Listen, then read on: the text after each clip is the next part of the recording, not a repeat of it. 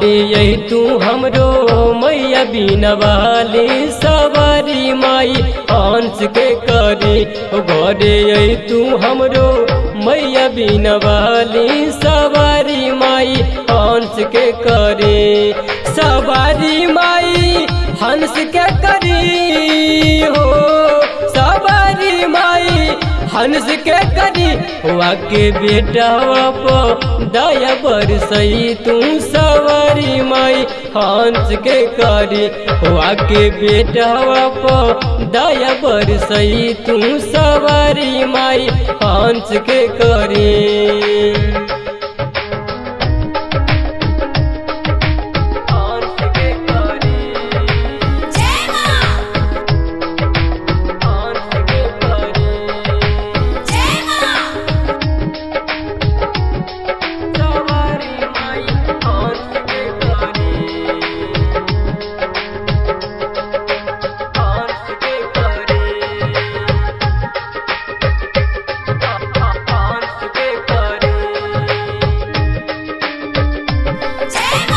आंगना से लेके दुआरानी पनी गोबर से पान फूल मंगैली माई मालिन के घर से।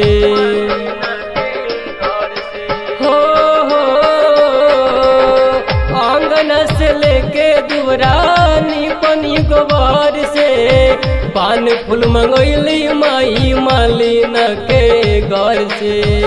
हुआ के जलदी से असर लगई तू सवारी माई हंस के करी। हुआ के बेटा दया बरसई तू सवारी माई हंस के करे। घरे आई तू हमरो मैया बिना वाली सवारी माई हंस के करे।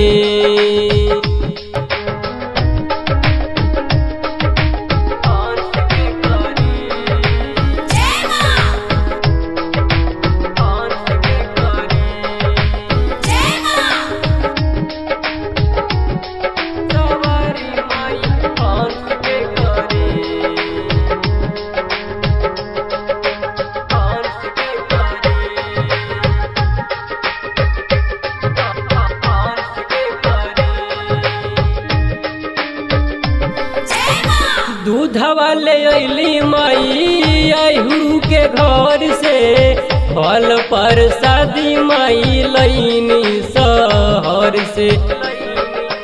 ए माई हो दूध वाले अली माई अहिरू के घर से फल पर शादी माई लईनी शहर से। हुआ के जलदी से भोगवा लगई तू सवारी माई हंस के करी। घरे आई तू हमरो मैया बिना वाली सवारी माई हंस के करी। घरे आई तू हमरो मैया बिना वाली सवारी माई हंस के करी।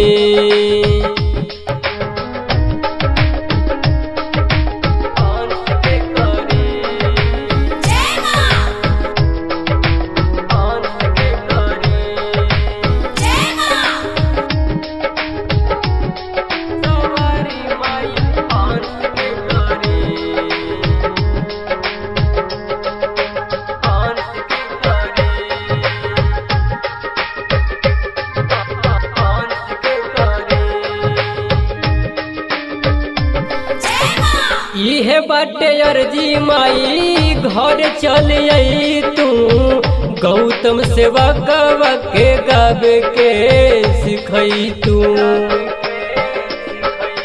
ए माई हो इहे बाटे अर्जी माई घर चल आई तू गौतम सेवा कवा के गावे के सिखई तू। हो राइटर शशि भूषण के कलम में समय तू सवारी माई हंस के करी। हो घरे आई तू हमरो मैया बिना वाली सवारी माई हंस के करी।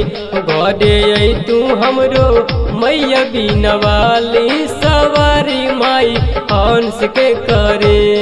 सवारी माई हंस के करी हो सवारी माई, हंस के करी हुआ के बेटा पो दया बरसई तू सवारी माई, हंस के करी हुआ के बेटा पो दया बरसई तू सवारी माई, हंस के करी।